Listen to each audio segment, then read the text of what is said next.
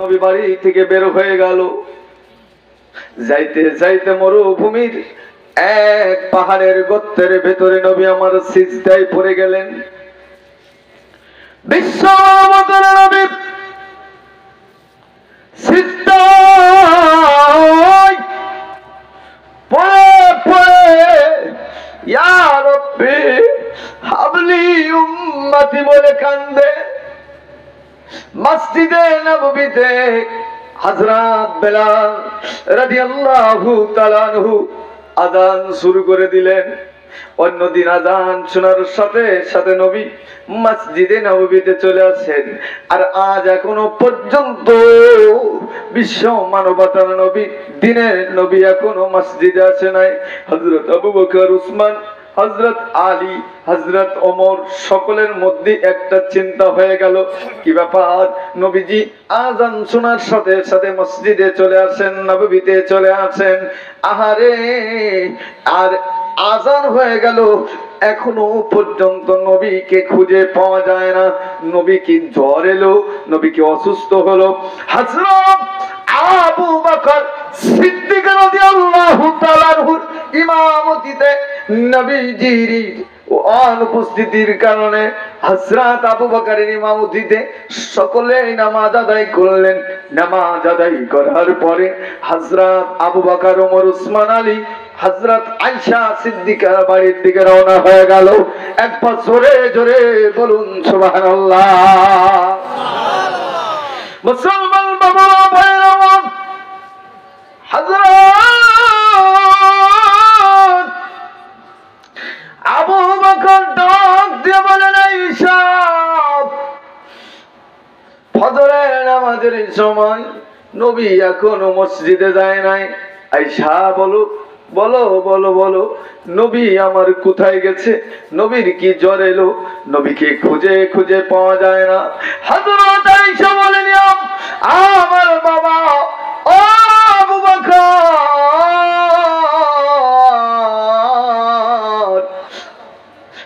আমি গত রাতে নরম মানের বিছানা নবীকে করে দিয়েছিলাম। আরে নরম বিছানা পেয়ে নবী একটু ঘুম পড়ে গেল। আর ঘুমের ঘরে কে বা কারা নবীকে ডেকেছেন। নবী আমার কাঁদতে কাঁদতে কাঁদতে কাঁদতে কোথায় যেন চলে গেছে। এখনো পর্যন্ত আমার নবীজি ঘরের ভিতরে প্রবেশ করেনি। হযরত আবু বকর, ওমর, ওসমানের মধ্যে চিন্তা হয়ে গেল, নবী নবী করে সকলে পাগল হয়ে গেল। মদিনার অলিতে গলিতে শহরে বন্দরে আহারে আরে ছোট্ট সোনামণি আবাল বৃদ্ধা সকলের মধ্যে কান্নার রোল জারি হয়ে গেল। নবীকে খোঁজার জন্য সকলেই রওনা হয়ে গেল। নবীজি নবীজি বলে সকলে কান্দে। ছোট্ট বাচ্চাগুলি মায়ের দুধ পান করে না, এমন একটি শোকের ছায়া পড়ে গেল। নবীকে খুঁজে খুঁজে পাওয়া যায় না, নবী কোথায় গেল? এইবার হযরত আবু বকর সিদ্দিক নবীকে তালাশে বের হয়ে গেল। হযরত ওমর বলেন, না মদিনার কাফেররা, ও মদিনার মুশরিকেরা, আমার নবীকে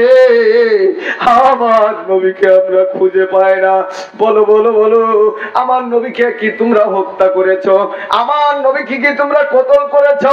ও আবু জাহেলের লোকেরা মনে রাখবে, আমার নবীকে যদি খুঁজে না পাই আমি ওমর একজনকেও বাঁচিয়ে রাখবো না, রাখবো না। জোরে জোরে বলুন সুবহানাল্লাহ। আরেকবার জোরে জোরে বলুন সুবহানাল্লাহ। কালেমা পড়ুন লা ইলাহা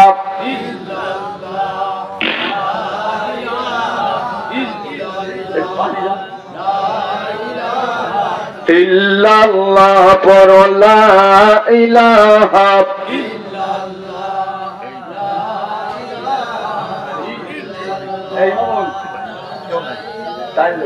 ইল্লাল্লাহ, পড়ুন সুবহানাল্লাহ, আলহামদুলিল্লাহ, লা ইলাহা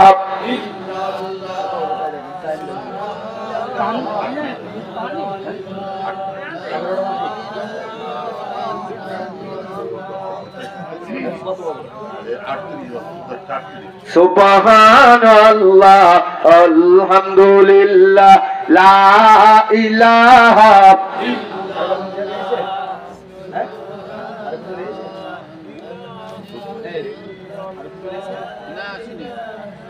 ইল্লাল্লাহ পর সুবহানাল্লাহ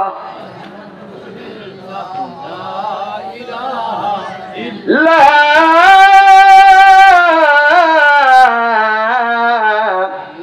ইলাহা ইল্লাল্লাহ মুহাম্মাদুর রাসূলুল্লাহ। কষ্ট হচ্ছে বাবা আপনাদের? প্রিয় বন্ধুরা,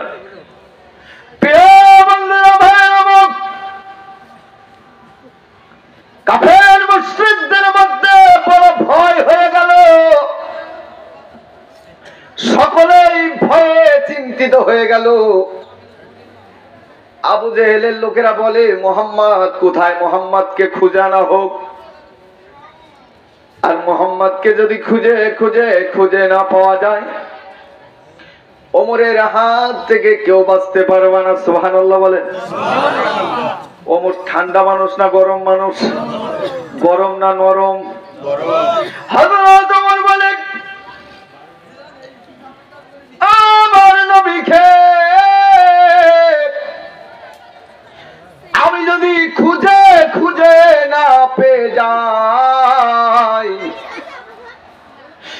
তাহলে আমার যেমন শরীরের রক্ত খনন হয়, একজন কাফের মুশরিককে আমি ওমর বেঁচে থাকাকালীন তাকে প্রায় বেঁচে থাকতে দেব না। জোরে জোরে কোন সুবহানাল্লাহ। আবু জেহেল, আবুল আহাব, উতবা সাহেবার লোকেরা, কাফের বেদিনীরা সকলে মিলে নবীকে খোঁজেন, তালাশ করেন, কোন জায়গায় খুঁজে পাওয়া যায় না। হযরত আবু বকর সিদ্দিক রাদিয়াল্লাহু তাআলা আনহু বাড়ি থেকে বের হয়ে গেল। যাইতে যাইতে মরুভূমি প্রান্তরে পৌঁছায় গেল। হযরত আবু বকর যায়া দেখেন মরুভূমিতে একটা রাখাল ছেলে, ওই ছেলেটা পশু নিয়ে ওই মরুভূমিতে বসে আছেন। আর ডাক লাগায়া কয়, রাখাল, ও রাখাল, বলো, একটা মানুষের তালাশে এসেছি। চন্দ্র সূর্যের দিকে তাকাবে, ওই মানুষটার দিকে তাকাবে, চন্দ্র সূর্যের মধ্যে দাগ লুকানো দেখতে পাবে। ওই মানুষের ভেতরে কোন রকম দাগ পাওয়া যাবে না। জোরে জোরে বলুন সুবহানাল্লাহ। রাখাল ডাক দিয়ে বলেন, ও পতি, কোন মানুষের কথা তুমি বলো? রাখাল ডাক দিয়া যখন পতিক আবু বকরকে বলেন, হযরত আবু বকর বলেন, ও পতিক, ও রাখাল, আমি ওই মানুষের কথা বলি যে মানুষের চেহারা সুন্দর, যে মানুষটাকে একটা বার তুমি দেখবে আর দেখার সঙ্গে সঙ্গে তোমার আর পৃথিবীর সব কিছু ভুলে যাবে। ওই মানুষের চেহারার দিকে মুখ ফিরাতে পারবে না। কি সমস্যা? আমার বন্ধুগণ, এবার আবু বকর এভাবে যখন দৃষ্টান্ত গুলো দিতে থাকেন, হযরত আবু বকর বলেন, আমি ওই মানুষটাকে খুঁজতেছি, ওই মানুষটাকে খুঁজি। রাখাল দাদার প্রতি আমি একটা মানুষের কথা বলতে চাই। আমার উটগুলি, দুম্বাগুলি, ভেড়াগুলি অন্যদিন খাইলে এত খাওয়া খায়, ওদের পেটটা পরিপূর্ণ ভরে না, কিন্তু ওই যে পাহাড়ের গর্তের ভিতরে সিস্তার কণ্ঠে একটা মানুষ কান্দে, গুনগুন করে কান্দে। আর আমার পশুগুলো ওই ঘাসের ভিতরে কোনো খাবারের মধ্যে মুখ লাগাই না। যখন আমি বাড়িতে নিয়ে যাই আমার মনবীর সামনে, আমার মালিকের সামনে যখন আমি নিয়ে যাই, নিয়ে যেয়ে যখন সামনে দেখি, দেখার সঙ্গে সঙ্গে দেখা যায় অন্যদিন খাইলে পেট যতটা ভরা থাকে আর এখন না খেয়ে তার থেকে বেশি ভরে গেছে। জোরে বলবেন না? কষ্ট হচ্ছে আপনাদের? ছেড়ে দিই নাকি?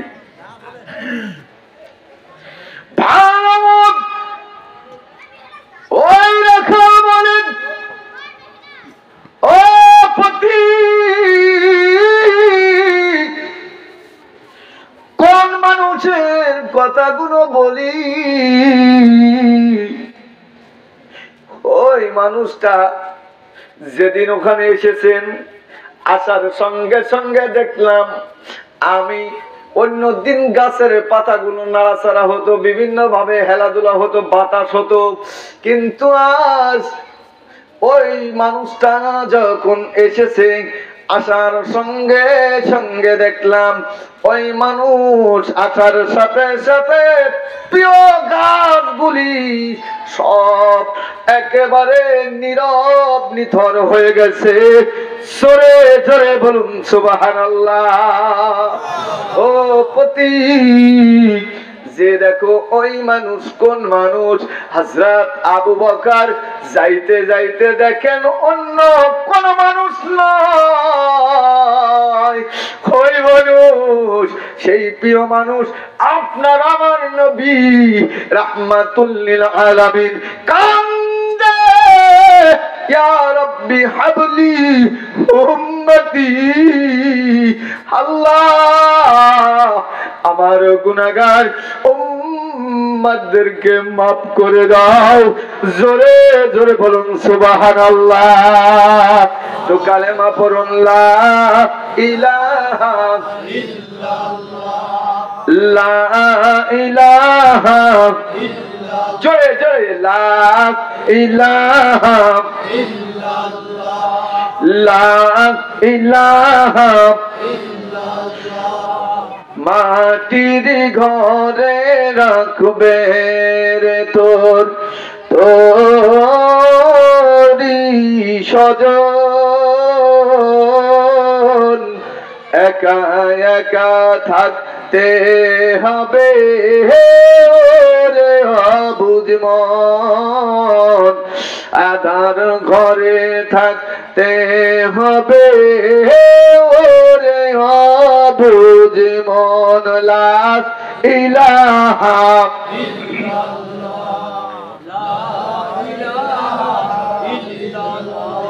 লা ইলাহা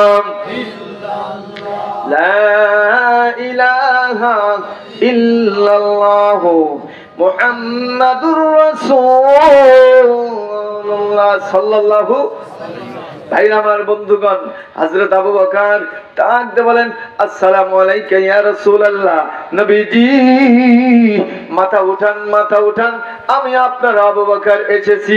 কয়েকবার সালাম দিলেন, কয়েকবার ডাকলেন, ডাকার পরেও হযরত আবু বকরের কথায় নবী আমার মাথা উঠালেন না, নবী আমার মাথা উঠাই না।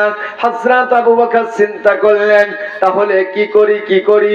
মা ফাতেমাকে যদি খবর পৌঁছাইতে পারি, ইমাম হাসানকে আনতে পারি, ইমাম হুসাইনকে আনতে পারি, তাহলে আমার মন বলে আমার নবীজি মাথা উঠাবে। জোরে জোরে বলুন সুবহানাল্লাহ। ভাই আমার বন্ধুগণ, হযরত আবু বকর রওনা হয়ে গেলেন।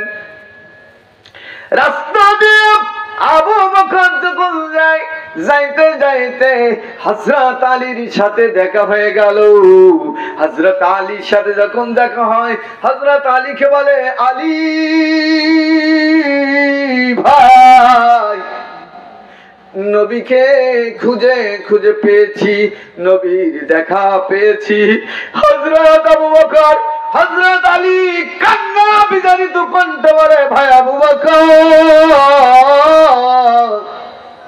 বলুন বলুন বলুন, আমার নবীকে কোথায় খুঁজে পেয়েছেন? ও আলী, চলো চলো, ফাতেমাকে যদি খবর পৌঁছায় দিই, আর ইমাম হাসানকে যদি বলি হুসাইনকে সাথে করে নেই, আমার মন বলে আমার নবীজি মাথা উঠাইয়া আমাদের সামনে আবার হাজির হয়ে যাবে। জোরে জোরে বলুন সুবহানাল্লাহ। আমার বন্ধুরা, আমার মুসলমান বাবারা, হযরত আলী, হযরত আবু বকর চলে গেলেন হযরত ফাতেমার বাড়ি। হযরত ফাতেমাতুজ জাহরা রাদিয়াল্লাহু তাআলা আনহা ডাক দিয়ে বলেন, ফাতেমা, ও ফাতেমা, নবীকে খুঁজে পেয়েছি।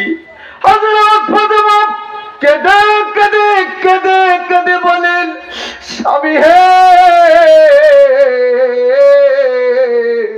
বলুন বলুন, আমার বাবাকে কি আপনারা জীবিত খুঁজে পেয়েছেন? আমার বাবা কোথায়? বাবাকে আমি দেখতে যাই। হযরত ফাতেমাতুজ জোহরা যখন কান্না শুরু করেছেন, হযরত আবু বকর, হযরত আলী বলে, চলো চলো চলো, যদি তোমরা যাও, আমার মন বলে নবীজি মাথা উঠাইয়া আবার আমাদের বাড়ির দিকে রওনা হবে। জোরে জোরে কোন সুবহানাল্লাহ। আমার বন্ধুগণ, গভীর মনোযোগ দিয়ে দিন। হযরত আবু বকর, হযরত আলী, উসমান আলী, হযরত ওমর সকলে মিলে, কষ্ট হচ্ছে আপনাদের? কোন সমস্যা? একটু কালেমা জিকির করুন সুবহানাল্লাহ। সাইডিকে কথা বলবেন না ভাই, প্লিজ। ইলাহা ইলাহা সিপাই মামা গেল কই আমার ছুঁয়ে? ও মামু, লা ইলাহা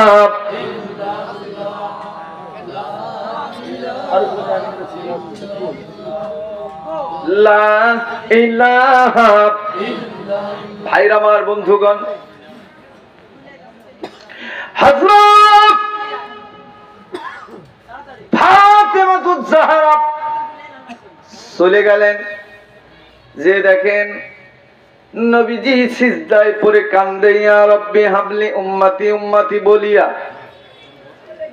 হযরত আবু বকর বলেন, ও নবীজি, যেদিন আমি কালেমা পড়েছি তার আগে, আমি যেদিন কালেমা পড়েছি, কালেমা পড়ার আগে আমি লক্ষ্য করে দেখেছিলাম, আমি ব্যবসার জন্য গেলাম সিরিয়াতে, আর ব্যবসায় যাওয়ার কারণে আমি গভীর রজনীতে ঘুম পড়ে গেলাম, রাতে ঘুম পড়ে গেছি। আর ঘুমের ঘরে দেখি একদিকে চন্দ্র সূর্য, আর একদিকে একটা মানুষ। চন্দ্র সূর্যের দিকে তাকালাম, আর ওই মানুষটার দিকে তাকালাম, দেখলাম চন্দ্র সূর্যের গায়ে দাগ লাগানো আছে, ওই মানুষটার গায়ে কোনো দাগ লাগানো নাই। নবীজি,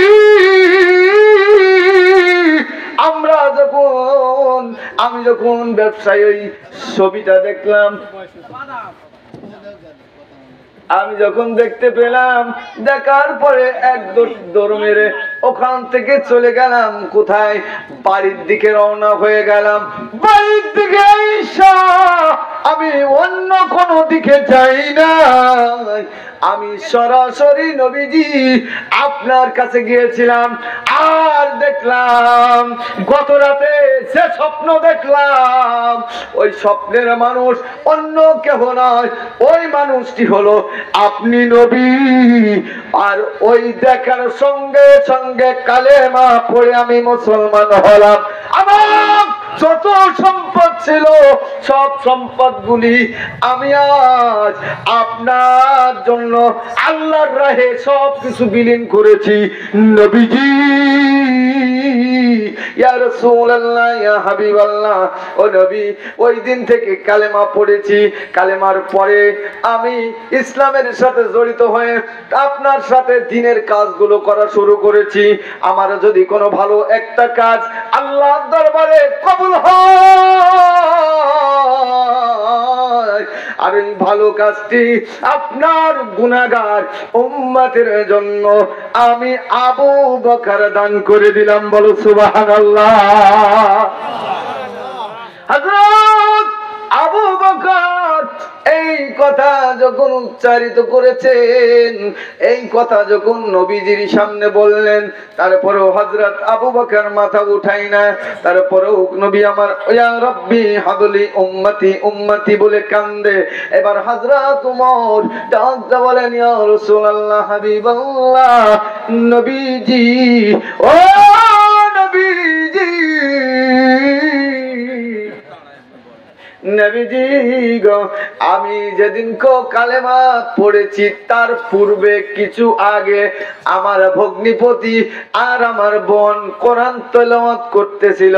আমি ওদের ঘরের মধ্যে যখন গেলাম, যাওয়ার পরে কেবা কারা বলল, ওমর, তুমি ইসলামের বিরুদ্ধে কাজ করো, আর তোমার বোন ভগ্নিপতি ওরা কোরআন শরীফের তেলাওয়াত করে মুহাম্মাদের কাছে কালেমা পড়ে মুসলমান হয়েছে। এই কথা আমি যখন শুনেছি, শোনার সঙ্গে সঙ্গে নবীজি, আমি আমার বোনের বাড়ি ভগ্নিপতিকে আমি ধরে এমন মারা মারছি, রক্তাক্ত করে ফেলেছি। তাদের মুখের একটা শব্দ আর ভাষা ছিল, দুনিয়া ছাড়তে রাজি, মরতে রাজি আছি, আব্দুল্লাহর বেটা মুহাম্মাদের কাছ থেকে যে কালেমা পড়েছি, কালেমা ছাড়তে পারবো না, পারবো না। জোরে জোরে বলুন সুবহানাল্লাহ। ও মুসলমান, হযরত ওমর বলেন, আমার বোনকে আমি মেরেছিলাম, আমার বোনকে মারার পরেও আমার বোনও একই কথা বলেছে, মারধর এত পরিমাণ করেছি, এত মারা মেরেছি, তারপরেও কালেমা ছাড়তে তারা চায় নাই। নবীজি ওই সময় আমার বোন আর ভগ্নিপতি বললেন, ভাইজান, আপনি চলুন চলুন চলুন, আপনাকে আমাদের নবীজির সামনে একটু নিয়ে যাব। আমার নবীজির চেহারাটা দেখার পরে যদি আপনার মন চায় আপনি কালেমা পড়বেন। আর বিশ্বনবী ওই দিন কয়েকটু দোয়া করেছিলেন ওমরের জন্য। একবার জোরে বলুন সুবহানাল্লাহ। এই আমার বন্ধুগণ, ও মুসলমান বাবারা, মা বোনেরা, মনটা লাগায় দিন। হযরত আবু বকর ওমর, হযরত ওমর এবার ডাক দিয়ে বলেন, নবী, আমি একটা তরবারি নিলাম, একটা তরবারি নিয়ে আপনার দিকে যখন রওনা হলাম, আপনার সাহাবীরা আমাকে ভিড়তে দিচ্ছিল না, আমাকে যেতে দিচ্ছিল না, যাইতে দেয় না। আমি বলেছিলাম নবীজির কাছে যাব। আপনি তখন সাহাবীদেরকে ডাক দিয়ে বললেন, সাহাবীরা রে, আমার ওমর আমার কাছে আসতেছে, ওমরকে আসতে দাও, কেউ বাধা দিবে না।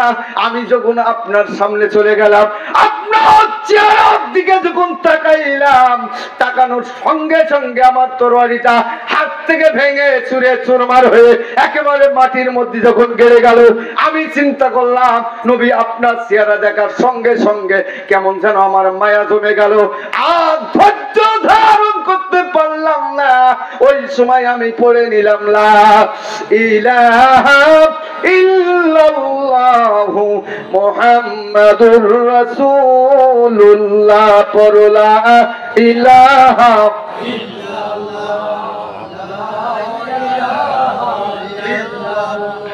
লা ইলাহা ইল্লাল্লাহ। মক্কাবাসীর কাফের গণের জ্বালা যন্ত্রণায় হিজরত করিতে নবী মদিনাতে যায়। মক্কাবাসীর কাফের গণের জ্বালা যন্ত্রণায় হিজরত করিতে নবী মদিনাতে যায়। লা ইলাহা